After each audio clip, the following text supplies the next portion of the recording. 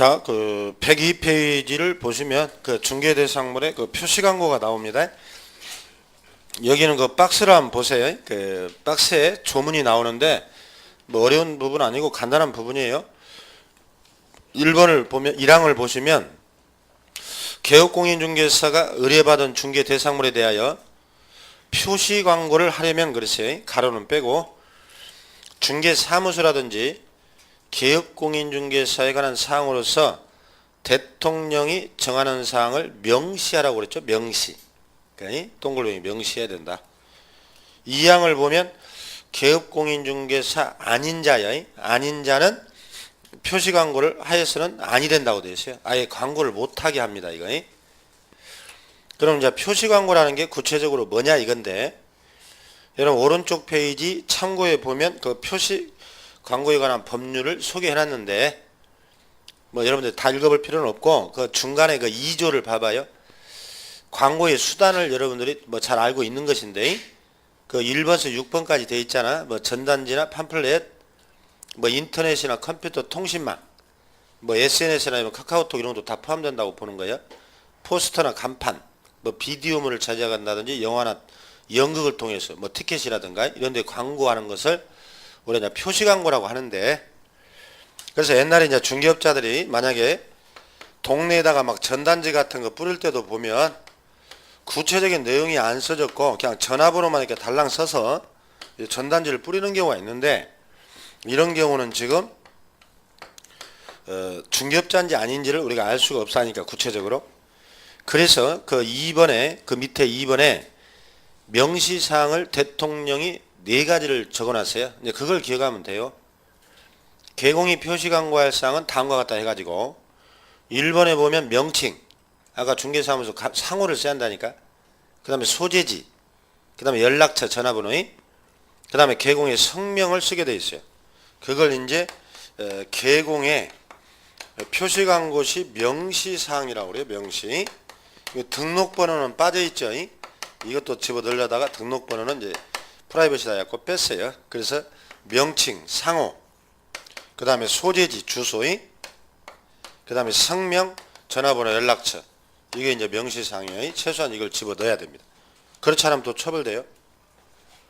그러면 2번으로 내려가면 개공이 아닌 자들은 아예 뭐요? 표시 광고를 해서는 아니 된다고 그랬어요.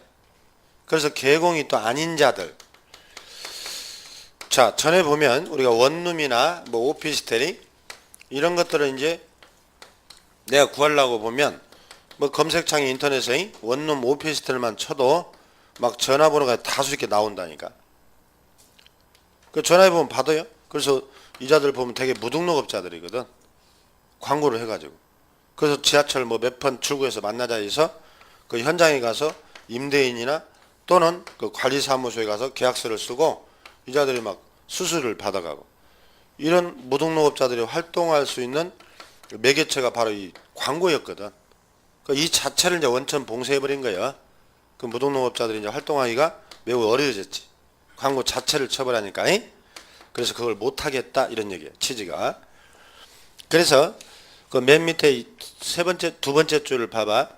소공이나 보조원도 중개업에 종사하고는 있는데 개공이 아니므로 표시 광고를 해서는 안 됩니다. 그러니까 여러 이제 개공이 여러 소공들을 데리고 있어요. 분야별로. 그러니까 자기들이 물건을 구한 것을 자기들 이름으로 광고하고 이런 걸 원래 안 되게 돼 있다니까. 중개업자 이름으로 광고를 이제 해야지. 그래서 자기들이 이제 작업을 하는 것인데 광고는 개공 이름으로 해라 이렇게 돼 있어요. 그 다음에 참고로 그러면 내가 내 집을 팔려고 영업 목적이 아니고 내 집을 빼려고, 방을 빼려고 내가 광고를 해요. 뭐 전봇대에 붙인다든지 또는 뭐 가로수나 뭐 벼룩시장 이런 생활정보지 있잖아요. 이런 데다가 광고하는 것은 여기에 해당이 안 돼요. 그러니까 무등록업자들한 것은 영업 목적으로 중개대상물을 광고하는 걸 처벌하는 거지, 내가 내 거 집을 빼려고 광고하는 일회성 이런 것은 상관이 없는 것이에요. 또 그 여기는 영업 목적의 표시 광고를 못하게 합니다. 그럼 넘겨보면 제재가 나오잖아요. 그리고 개공은 또 이 명시에 위반되면 또 가태료 정도, 다 가태료 질서벌 정도 해. 근데 또 이제 아닌 자들은 또 강하게 처벌해야 되겠지. 그래서 아닌 자들은 징역형 또는 지금 벌금으로 가고 있어요. 1-1로. 그래서 지난 11월, 12월 달에 그래도 추울 때 한순환 돈 분들은 조금 낫지. 여러분들 1월 달에 오신 분들도 1, 2월 달만 잘 참고 가면 또 3, 4월 달에는 또 나아진다니까요. 이게. 그러니까 한순환을 잘 넘겨야 돼. 자, 우리는 행정 형벌이 지난달에 강의 들은 분들, 우리 법은 형벌이 딱 두 가지밖에 없다겠지. 3-2 아니면 1-1이요. 지금 1-1이 계속 나오지. 1-1이 많아요. 이게 큰 틀만 잡고 지금 가는 거예요. 나중에는 외워야 되겠지만 처음부터 여러분들이 이 제도의 의의도 모르면서 막 제재까지 하기는 버거운데 지금 여러분들 간의 실력 차이가 굉장히 크기 때문에 우리가 몇 가지는 더 하는데 여러분들이 감당할 수 있는 만큼만 하고 가세요. 다 보동고 갈라다 넘어져 버리지 말고 욕심내지 말고 지금 이제 초반이니까 우리가 설명은 조금 더 합니다만 그 본인들이 감당할 수 있는 만큼만 따라오면 돼요. 아직도 시간이 충분하니까. 자, 그 다음에 이제 이중 등록하고 이제 이중 소속에 대해서 보겠어요. 이것도 여러분들이 개념을 이제 기억을 해야 되는 거예요. 개념. 그래서 우리는 이중 등록을 지금 금지한다고 돼 있지. 오른쪽 페이지는 뭐야? 이중 소속을 금지하잖아. 목차가. 그러면 갑이라는 공인중개사인 개공이 있어요. 강남구 지금 도곡동에 개인사무소를 차렸다고 봐요. 근데 갑이 또 송파구에다가 법인을 냈다니까. 송파구에다가 이런 식으로 갑이 두 번 등록해 버렸어요. 이게 이제 우리 법적으로 가능하냐 이런 걸 우리가 이중 등록이라 하는데 결론부터 얘기하면 우리는 금지하고 있죠. 그러면 거기 1번에 의의를 보세요. 이중 등록. 세 번째 줄을 보면 돼요. 등록은 대인적이고 일신전서. 이거 우리가 여러 차례 앞에서부터 얘기하고 온 건데 성질을 갖는 것으로 1인 1등록주의를 채택하고 있다라고 돼 있어요. 1인 1등록주의. 그러니까 한 사람에 대해서는 뭐야? 한 번만 등록을 허용한다는 얘기예요. 대인 처분이라고 그래요. 이게 사람에 대한 처분. 자, A가 자격증을 25회, 26회, 27회 세 번이나 땄어. 우리는 한 번도 못 땄는데 지금. A가 취미요. 자격증 따는 게. 공인중개사 자격증은. 자, 세 개를 다 써먹을 수 있을까?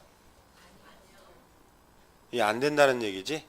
1인 1등록. 사람은 한 번밖에 안 해줘요. 아시겠나요? 그 자격증 두 개는 못 써먹는 거예요.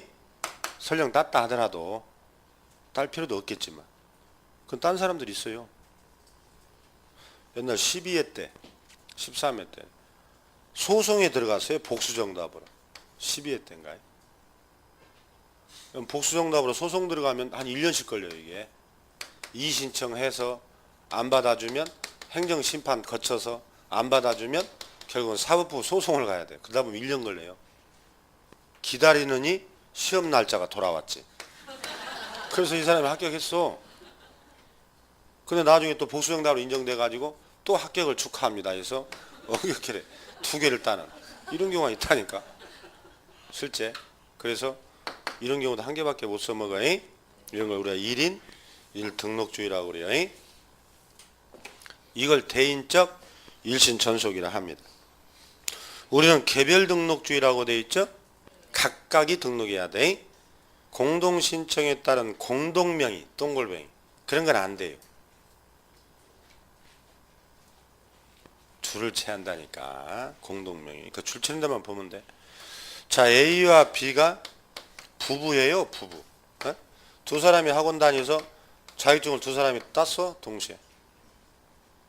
그리고 뭐 인꼬라고 소문났어. 이 사람들. 어? 밥도 같이 떠먹여주고 쌈도 싸주고 막 그래요.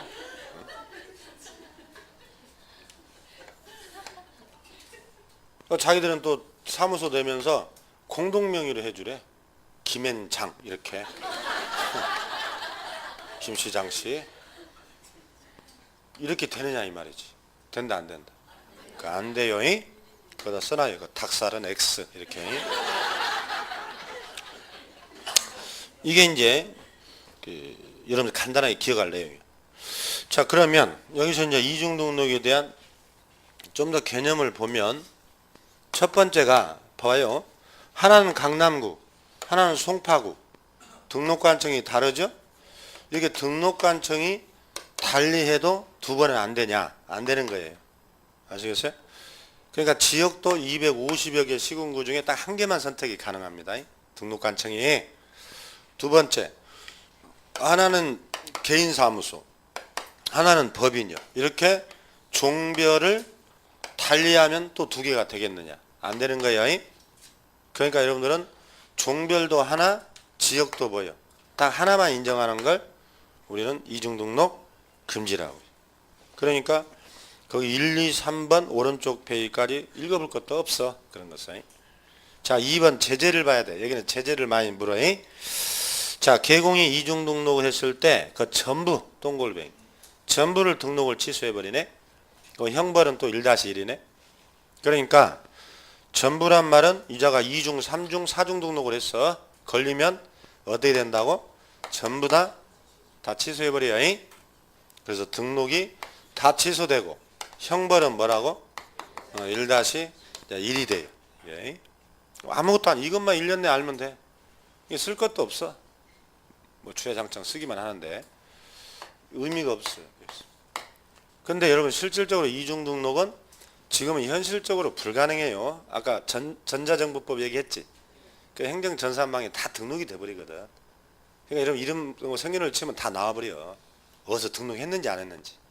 지금은 사실상 불가능한데 옛날에는 여러분 전산망이 안 돼 있을 때는 서울에 등록하고 저 하남에 하면 또 몰라. 그때는 이런 경우가 많았지. 지금은 사실상 불가능한데 뭐 서류를 이조했거나 뭐 해서 또 할 수도 있겠지. 아무튼 그건 금지된다. 이제 그 얘기고요. 이번에 이제 이중 소속을 봅니다.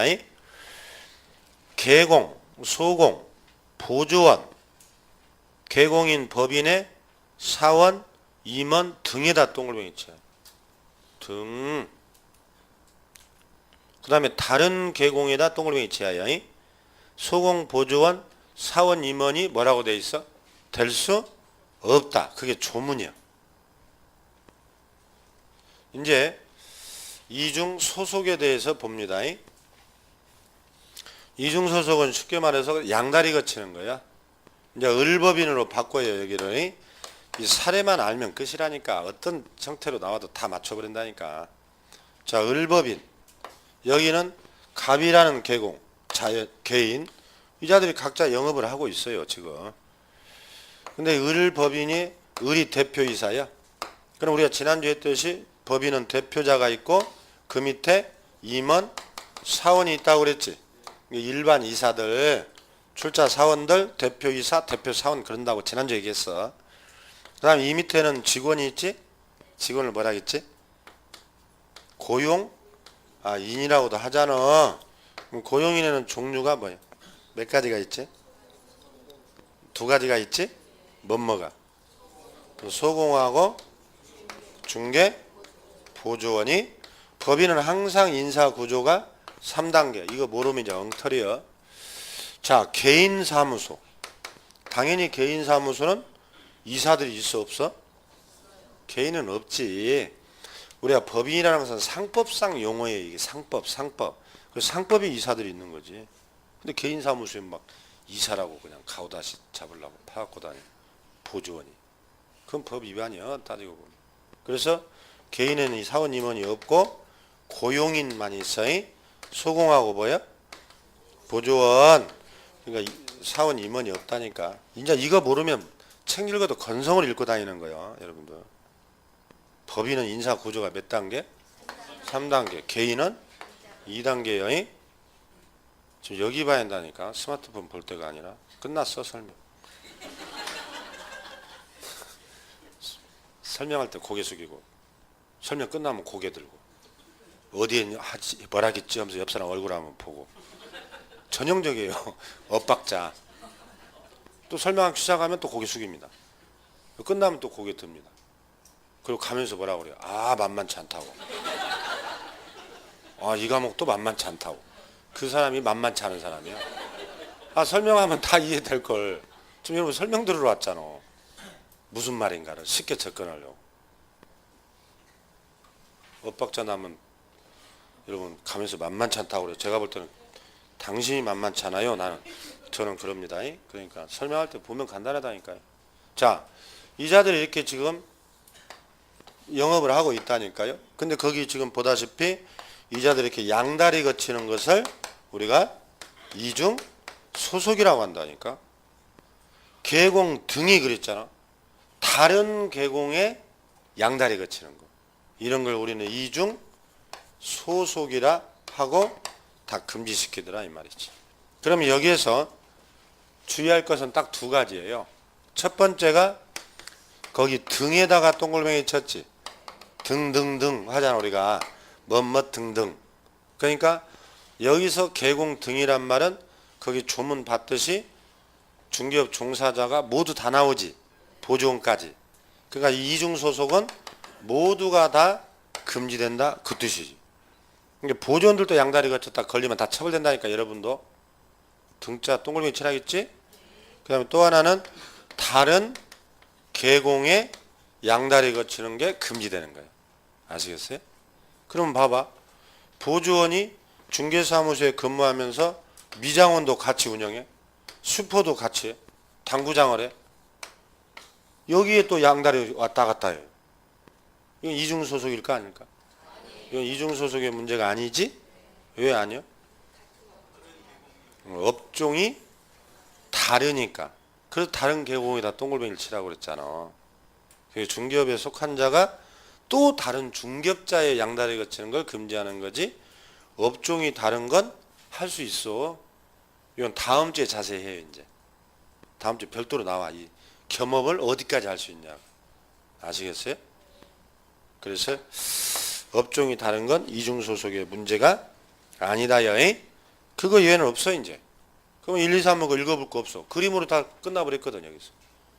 그러면 이제 제재만 알면 돼. 밑에 하단에 제재 나오지. 계공은 또 등록이 취소되네. 걸리면. 1-1이네. 소공은 역시 1-1이네. 얘는 자격정지. 동글뱅이만 쳐야 해. 처음 하는 분은. 자격정지는 3주에 나옵니다. 넘겨보세요. 넘겨보니까 보조원도 뭐예요? 1-1이잖아. 여러분들 보조원도 양다리 걸치다 걸리면 1-1. 막 줄 안 쳐도 돼. 3월달에 칠 거 남겨놔. 끝까지 다 치고 내 기어이. 그럼 3월달에 또 어디다 치려고? 오늘 체크만 하지. 집에 가면 숙제검사 한 갑이야. 오늘 학원 갔다 왔는가? 이러고 책 가져와봐. 어디. 머릿속에 집어넣는 게 중요하지. 기어이 치고 옵니다. 저는 혈액형 A형이라고. 기어이. 자, 3번 보조원은 1-1이에요. 이게 결론 봐봐요. 이중 등록하고 이중 소속은 형벌이 다 1-1이라는 건 좀 기억할 수 있잖아. 이중 등록, 이중 소속은 다 1-1이요. 자, 그 몇 개씩만 기억하세요. 처음 하는 분은. 자, 등록증 양도돼요. 이건 필요 없는데, 필요 없다기보다도 제재만 알면 돼요. 여러분 우리가 지난주에 자격증 양도되어 했었죠. 자격증이나 등록증은 다 일신 전속이라 했지. 자격증 등록증은 다 양도되어가 금지되는 거예요. 여기도 제재만 알면 돼. 똑같아요. 제재가. 제재를 봤더니 등록증 취소되고 형벌은 1-1이고 지난주에 자격증 양도되어 자격 취소되고 1-1이잖아. 이게 다 취소되고 다 1-1이지. 제재 얘는 필요 없어요. 예? 양도되어 금지되니까. 자, 그 정도. 이렇게 해서 우리가 지금 등록에서 이중 등록하고 이중 소속을 개념을 봤어요. 여러분 지난주에 기억나나요? 소공이 소속공인중개사가 근무하면서 등록할 수 있었다겠어 없다겠어? 없다겠지? 아, 소속공인중개사가 등록할 수 없다겠잖아. 이제 이유가 됐잖아. 왜 안 된다는 거야? 이중 소속이 돼버리잖아.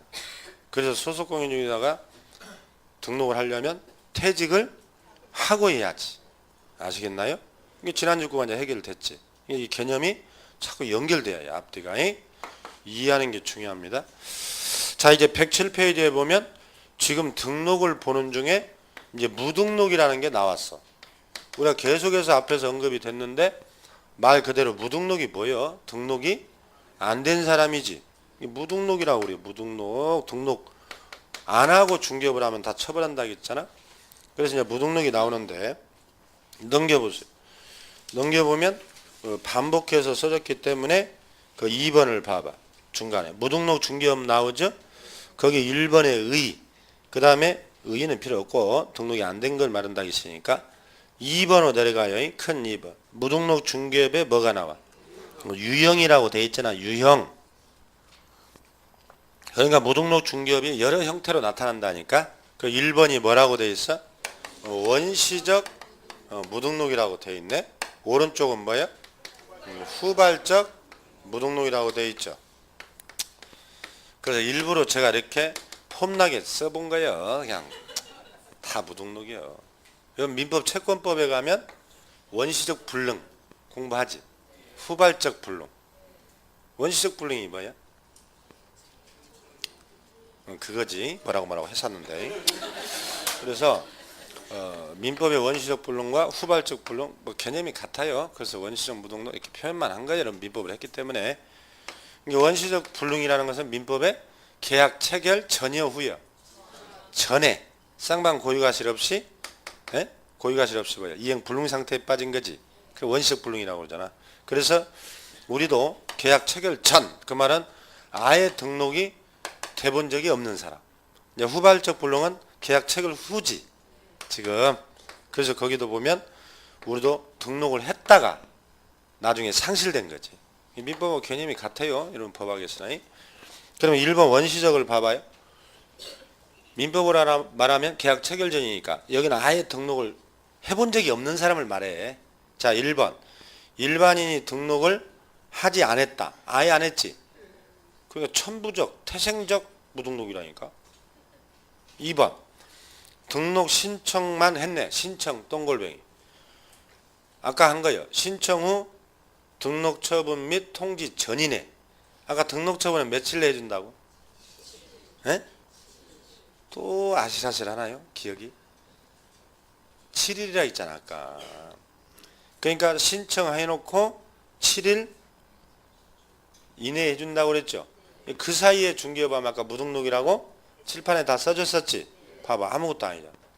그러니까 이게 이제 여러분들한테 시험에 2번 냈지.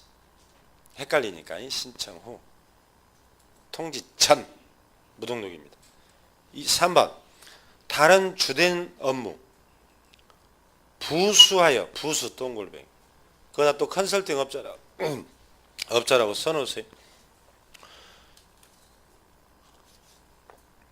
그러니까 이자가 주된 업은 컨설팅 업이요. 근데 아까 막 간판 같은 걸 비슷하게 달아가지고 일반인이 왔을 때 매매나 임대차를 부수해서 가끔 해버려. 무등록이라니까.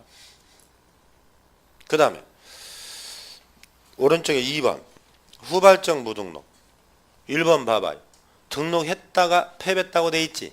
폐업 똥골뱅이. 2번 등록했다가 법을 위반해서 등록이 취소돼 버렸지. 3번 등록했다가 사망했지. 법인이 해산했지.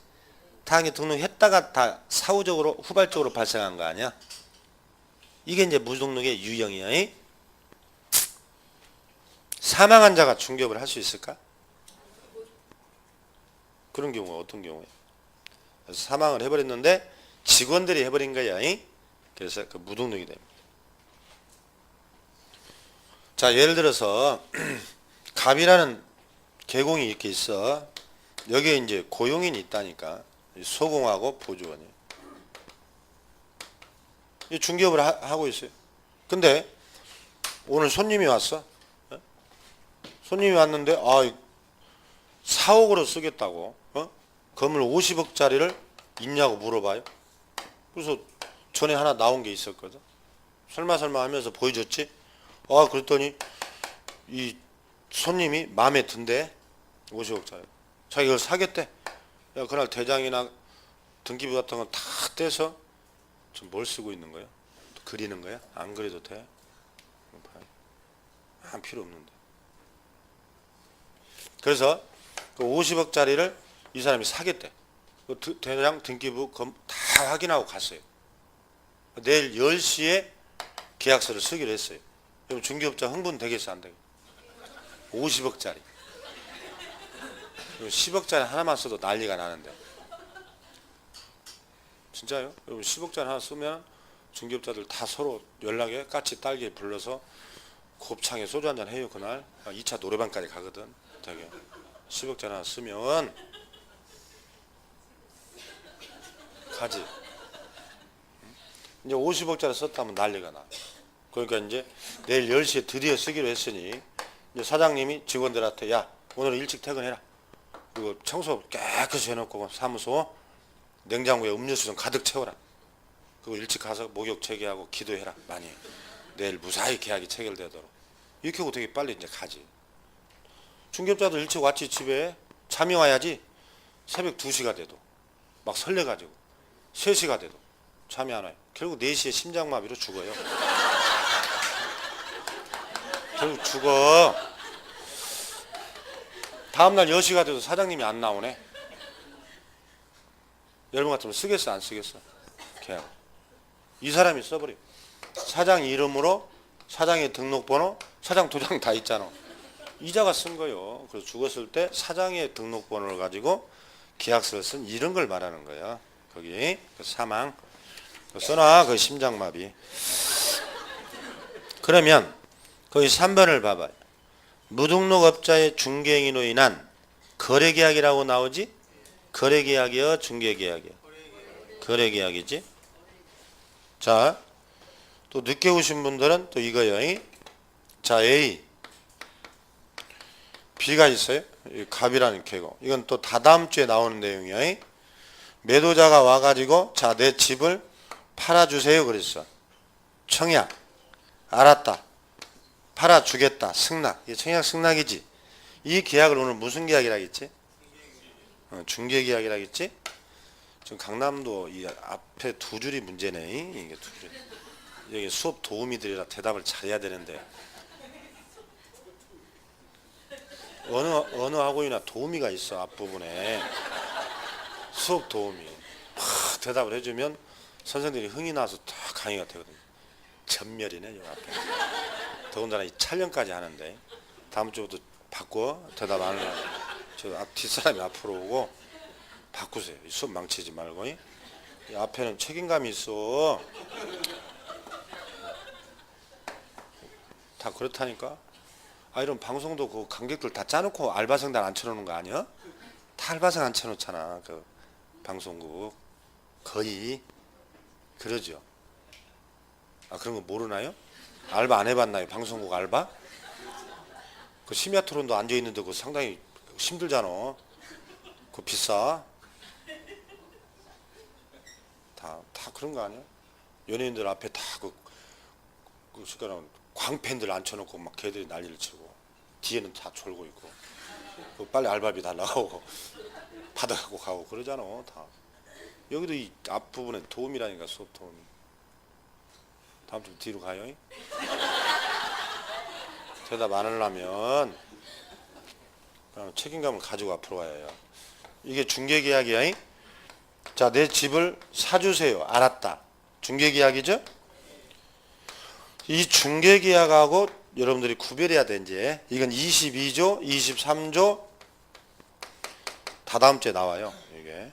그럼 이자가 양쪽에서 의뢰받아 가지고 알선에서 매매를 완성했고 임대차를 완성했다니까 이 계약을 우리는 거래 계약이라고 한다고요. 이게 26조에서 나와.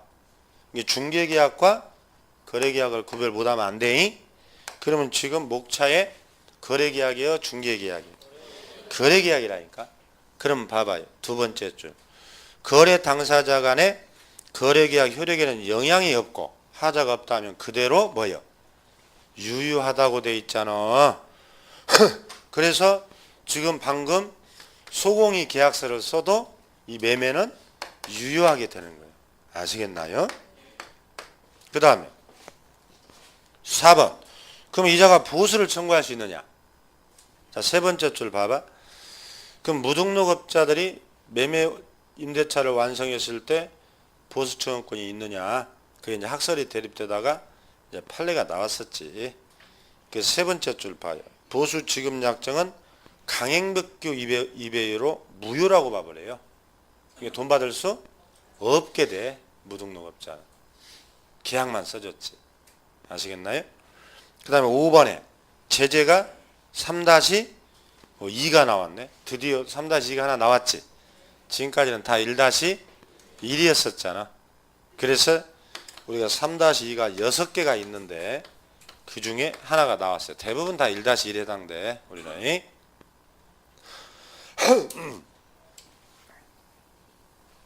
그러니까 여러분들이 내가 집을 하나 살려고 그래요. 또는 방을 하나 얻으려고 그래요. 근데 우리 동네에 알만한 사람이 무등록으로 중개업을 하고 다닌다는 걸 내가 알았어. 그자한테 한번 집 하나 살려고 그런다고 얘기를 걸어봤더니 이 좋은 물건이 많이 가지고 있네. 막 메모장에. 그 집을 봤더니 마음에 들어요. 하나를 소개해 줬는데.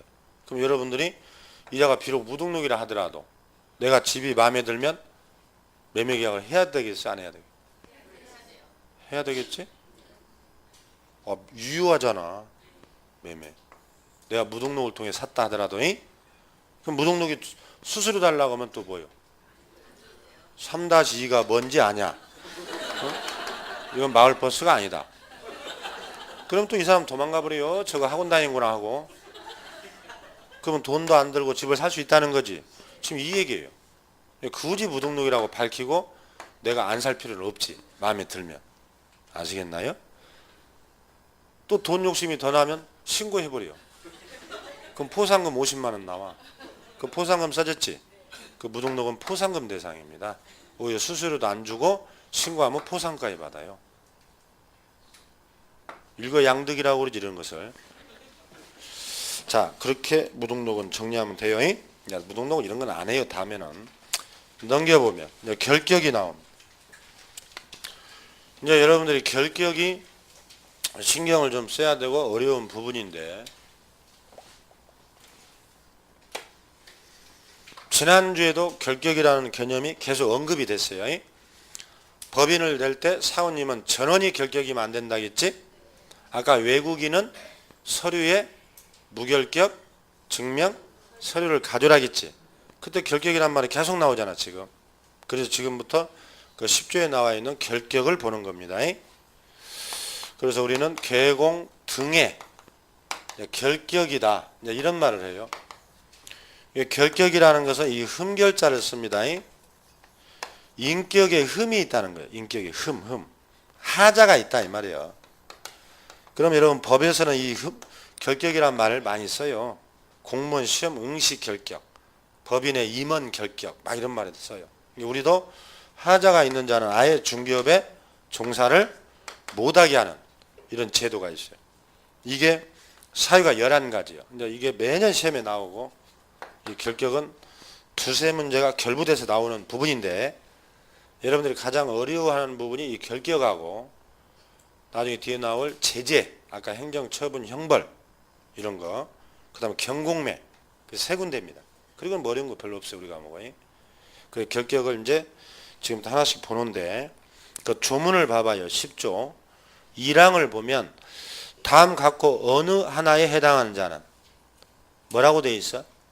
중개사무소 등록할 수 없다. 소리내서 읽으라니까 자꾸. 없다고 돼 있지? 자, 결격자의 대표 선수가 이런 미성년자라고 기억하라고 그랬죠? 그럼 미성년자는 시험 볼 수 있어 없어? 있다고 지난주에 했잖아. 자격증을 땄어도 지금 1번 뭐라고 돼 있어? 등록할 수 없다니까. 자격증만 딸 뿐이지 등록이 안 된다고 돼 있지? 자, 그런 얘기. 그 다음에 1번서 쭉 내려와봐. 12번 봐봐요. 사원 또는 임원 중 2로 내지 11호라고 돼 있네. 2로 내지 11호. 자, 이 내지란 말은 1번서 11번까지 모두를 말할까? 1호하고 11호 두 개만 딱 말할까? 내지. 모두를 말하는 거야. 그러니까 이 11가지 중에 하나에만 해당이 돼도 결격이란 뜻이야. 다 포함한다는 뜻이야. 그 다음에 그러니까 법인의 사원 임원 중 한 사람만이라도 이 11가지 중에 하나에만 해당돼도 그 법인은 결격이다. 그 말이에요. 12호가. 지난주에 한 거 이게. 그 다음에 이제 2항을 봐봐. 1호 내지 또 11호라고 돼 있네. 똑같아. 이 중에 하나에만 해당돼도 소공 또는 뭐요? 보조원이 될 수 없다. 그러니까 아예 뭐요? 중개업의 종사를 다 못하게 해버리잖아 지금. 그게 효과야. 세 개를 먼저 본 이유가. 그러면 이 내용을 책에서 정리를 해놨을까 안 해놨을까? 해놨겠지. 그러니까 책이 이렇게 두껍겠지. 그러니까 쓸 필요가 없다는 얘기지. 그럼 이제 122페이지로 가봐요. 가보면 그 3번에 결격의 효과라고 나오지. 122페이지. 자, 하나씩 정리해보면 아까도 얘기했듯이 결격자는 시험 볼 수 있어 없어요? 아까 있다고 그랬잖아. 지난주에. 시험 볼 수 있다. 이자가 자격증을 취득을 했다니까. 미성년자가 시험 볼 수 있으니까. 그래서 자격증을 땄어요.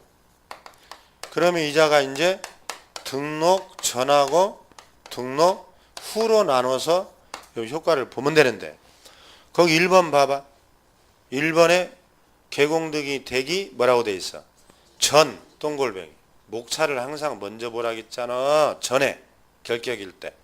쭉 내려오면 2번 봐봐. 개공등이 된 뭐요? 후 동골뱅이. 결격일 때. 이게 나눠져 있다니까. 그러면 전이면 1번에 1번을 봐봐. 등록이 뭐요? 제한. 목차만 보면 된다니까. 그래서 아까 미성년자는 자격증을 취득했더라도 등록을 해줘 안 해줘? 안 해준다고 돼 있잖아. 전이니까 2번. 등록한 그러면 이후에 2번으로 내려가면 등록한 이후에 후발적으로 결격 사유가 발생했어.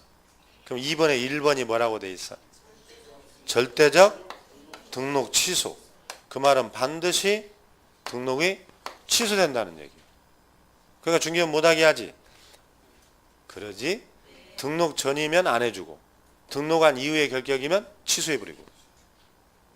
외워야요. 머릿속에 오바르코를 쳐버려야 이런 것은. 그 다음에 이제 고용인으로 한번 가보면, 고용인은 고용되기 전의 결격이면 뭐요? 1번에 2번 소속이 제한된단 말은 고용해서는 안 된다는 거지. 고용하면 안 돼요. 그 다음에 고용한 이후에 결격이 발생했어. 오른쪽 페이지 맨 밑에 뭐라고 돼 있어? 오른쪽 페이지라니까. 밥 먹는 손. 떡판이 두 개가 있잖아. 오른쪽. 해고하라고 돼 있지. 몇 개월 내? 그 2개월 내에 해고하라고 돼 있잖아. 지금. 그러면 2개월 내에 해고를 안 하면 사장 중개업자가 처벌돼 버려. 그 업무정지라고 써졌지. 동글뱅이만 쳐놔. 맨 밑에. 그래서 봐봐요. 지금 이것만 간단하게 봐도 결격자는 아예 중개업을 지금 못하게 한다는 걸 다 알 수 있잖아. 아시겠나요? 그러니까 여러분들이 지금 공부하다가 내가 결격이네? 여러분들이 11가지 사유 중에 해당될 수도 있어. 그럼 집에 가야요? 공부는 계속 해야요? 공부는 계속 해야지. 왜? 시험 볼 수 있으니까. 그러나 시험을 봤더라도 자격증 따면 등록이 안 되는 거지. 그 기간 동안만. 아시겠나요? 이게 결격이라고. 자, 그럼 이제 이와 같은 효과가 발생하는 이제 사유가 이제 하나씩 나오겠지, 이제. 그래서 그 사유가 여러분들이 112페이지로 가는 거예요.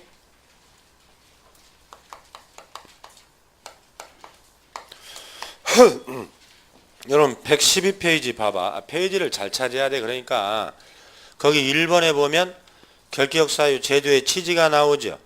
그 다음에 큰 2번 하단에 봐봐. 결격 사유 내용 나오죠. 거기 다시 한번 복습 차원에서 읽는 거예요. 기본서는 몇 번씩 반복해 놨으니까. 다음 결격 사유 중 하나에 해당되는 자는 뭐라고 돼 있어? 1번 등록할 수 없고, 2번 중개업에 종사할 수 없고, 3번 개공일 때는 등록을 반드시 취소해버리고, 사원 임원이 보조원이 해당되면 다 해소 사유가 돼버린다고. 그러지? 아예 중개업을 못하게 한다는 거지. 해소란 말은 이제 그 사유를 없애거나 해고하라는 뜻이요. 그러면 사유의 첫 번째 제한 능력자라고 나오죠. 여기는 다 민법이네. 민법. 제한 능력. 능력이 제한됐다는 거지. 옛날에는 행위 무능력이라고 있어요. 이것은. 그럼 이런 민법에 가면 총칙 시간에 제한 능력자는 몇 가지가 있어? 종류가 3가지가 있다고 그러지.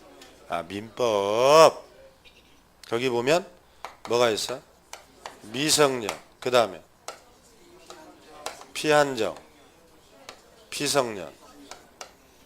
이게 다 민법 얘기라니까. 그러니까 여러분들이 결격을 공부할 때는 미성년이 몇 살이냐, 피한정, 이런 피성년, 우리는 다 필요 없어. 이런 건 다 민법에서 했으니까. 우리는 이 자들이 언제부터 중개업을 할 수 있느냐, 우리는 이것만 물어보는 거예요. 아시겠나요? 그러면 아무것도 아니거든. 이게 쓸데없는 데 줄치고 다니다가 결격을 어려워한다고. 그러면 미성년이 결격인데 도대체 얘가 언제부터 중개업을 할 수 있냐, 우리는 그것만 물어본다니까. 그러면 오른쪽 페이지 2번을 봐요. 2번을 보면 자, 거기 두 번째 줄만 보면 돼. 따라서 미성년자 중간에 미성년자는 혼인을 했거나 법정 대리인의 동의를 얻었다 할지라도 뭐요? 결격에서 벗어나지 못한다. 그거 1년 내 그것만 알면 돼. 여러분 참고로 민법에 가면 남자 18세, 여자 16세면 여러분 혼인신고가 가능해요. 법적으로 혼인. 그럼 옛말에 장가 가면 어른 된다고 하거든. 그래서 혼인한 미성년자를 민법에 가면 성년으로 의제, 간주해주는 제도가 민법 826조에 있어요. 여러분들은 이게 공부 안 해. 이게 친족 상속법 얘기거든 이게. 그래서 성년으로 간주해준다니까. 간주해준다는 것은 지금 나이가 18살이면 미성년이지. 미성년이잖아. 근데 미성년이 장가가서 혼인신고하면 성년으로 봐준다니까. 그 얘기는 얘가 애를 낳았어. 자식을. 그럼 미성년이지만 자기 자식에 대해서 친권자로 인정해줘요. 원래 미성년은 친권이 없거든. 친권의 보호를 받는 자거든. 근데 인정해준다. 또는 자기들이 살 집을 임대차 계약, 임대차. 즉 법률행위. 여러분 계약은 법률행위지. 그래서 임대차 계약을 자기가 할 수 있어요. 동의 안 받고. 나중에 취소할 수 있느냐? 안 돼요. 왜? 성년하고 똑같으니까. 그런 걸 성년 의제라고 그래요. 아시겠나요? 민법에서는 성년으로 간주해주는 제도가 있는데 이게 2차 과목인 우리 과목으로 오면 이게 인정이 안 돼. 아시겠어요? 그 민법 얘기다 이런 뜻이야. 또 민법에 가면 미성년자가 법정 대리인의 동의받으면 단독으로 법률행위를 할 수 있죠. 민법. 근데 이게 또 우리 법으로 2차로 오면 동의받아도 중개업 못해요. 그러니까 쉽게 말하면 중개업자가 아버지가 야, 너 18살 먹었고 너 내가 혼인신고도 해줬고 너 자격증도 땄고 너 애도 있고 생업은 네가 해라. 그 대신 내가 사무소를 차려주겠다. 아버지가 차려줄 수 있다 없다? 없다니까 그냥.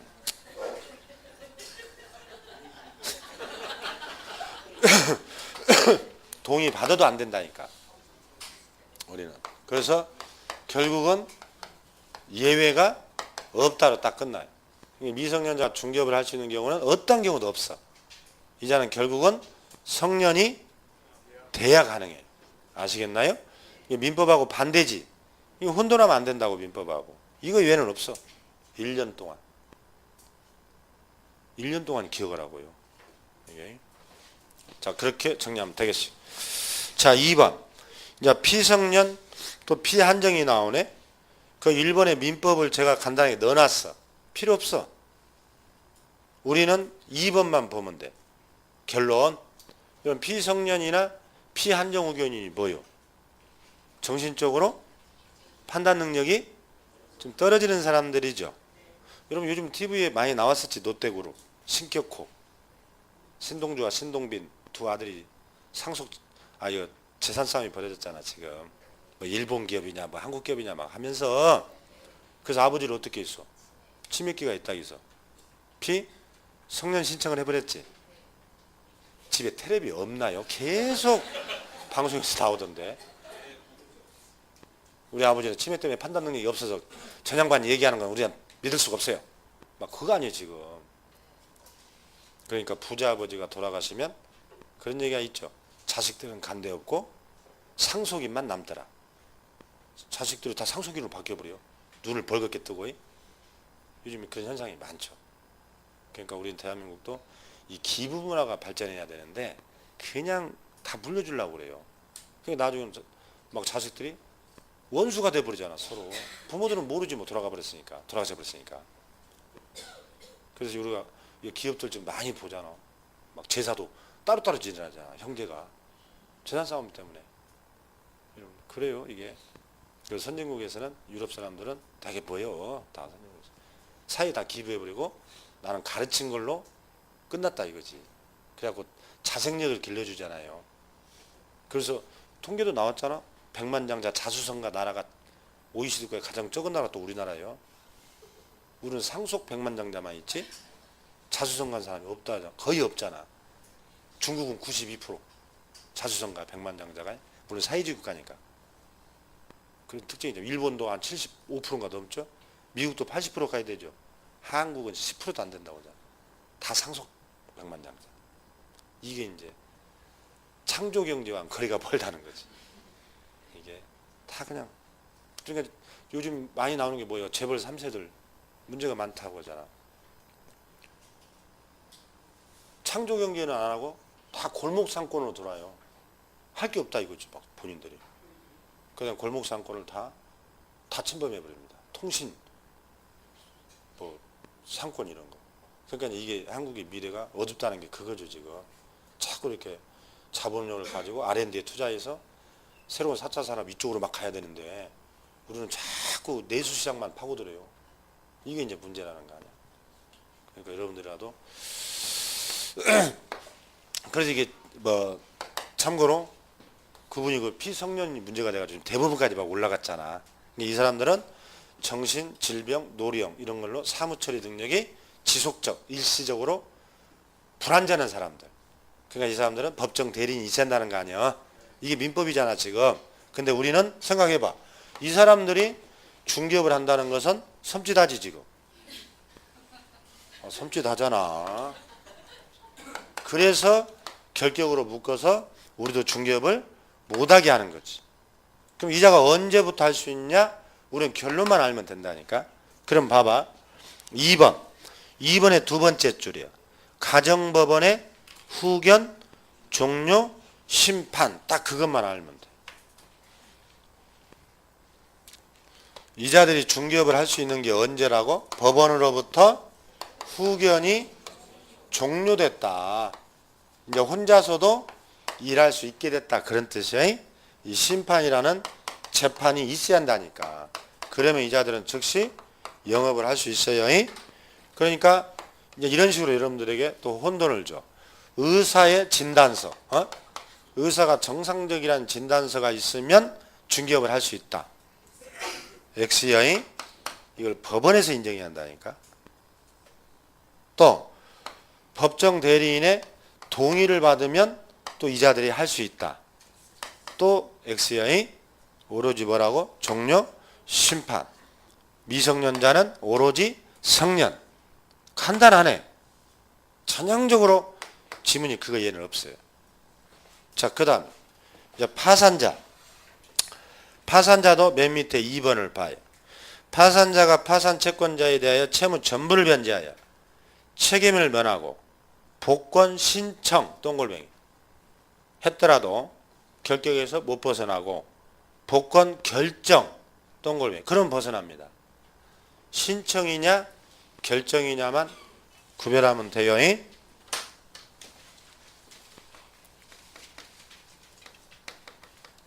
여러분 이 파산자란 말은 들어는 봤잖아. 경제적 파탄자. 우리가 채무자 회생 및 파산에 관한 법률이 있어요. 파산 이런 것은 사법고시도 안 나옵니다. 그래서 법원에 파산 시청에서 파산 선고받은 사람들인데 그럼 이제 재산관리인이 선임돼 가지고 이 파산자의 재산을 다 추적해서 빚잔치로 끝나는 것이거든요. 그래서 이 파산자들은 남에게 피해를 줬다고 해서 많은 법적인 제약을 받아요. 파산자들. 뭐 거주 이전의 자유들은 제한당합니다. 관제인 다 허락받아야 돼. 또 우편물 수령도 재산 빼돌릴까 봐 못하게 해요. 파산. 지금 중개업도 못하게 하잖아. 한 60여 가지의 뭐 제한이 있다고 이제 법률에. 참고로. 이걸 우리가 파산자라고 그래요. 그럼 이자가 언제부터 우리는 중개업을 할 수 있냐? 이것만 보면 된다고 그랬지? 그래서 파산자가 복권 신청 이것만 가지고는 안 되고 복권 결정이라는 재판이 있어야 해요. 결정은 재판을 말해요. 법원에. 그러니까 자, 이런 파산자들 중에는 처음부터 법원을 속여서 파산 선고받은 사기꾼도 있어요. 그리고 돈을 다 빼돌려 놓고 마늘밭에 숨겨놓고 남의 상자에 넣어서 외국으로 빼돌려 놓고 그래 놓고는 나중에 또 복권 신청을 해요. 서류 위조해 가지고. 그러니까 신청했다고 해서 다 복권을 받는 게 아니라니까. 이 복권이라는 것은 권리를 회복해 달라는 뜻이에요. 복권. 그래서 못 받는 사람도 있어. 그러니까 우리는 복권 결정이 떨어져야 즉시 중개업을 할 수 있어요. 그거 하나. 그러면 여러분 신용불량자. 신용불량자 많잖아. 요즘 뭐 대학생들 몇 년 동안 백수하다 보니까 신용불량이 많이 나온다. 이런 슬픈 얘기가 많잖아. 취업이 안 되면서. 신용불량 돼버렸네. 이건 중개업 할 수 있을까 없을까?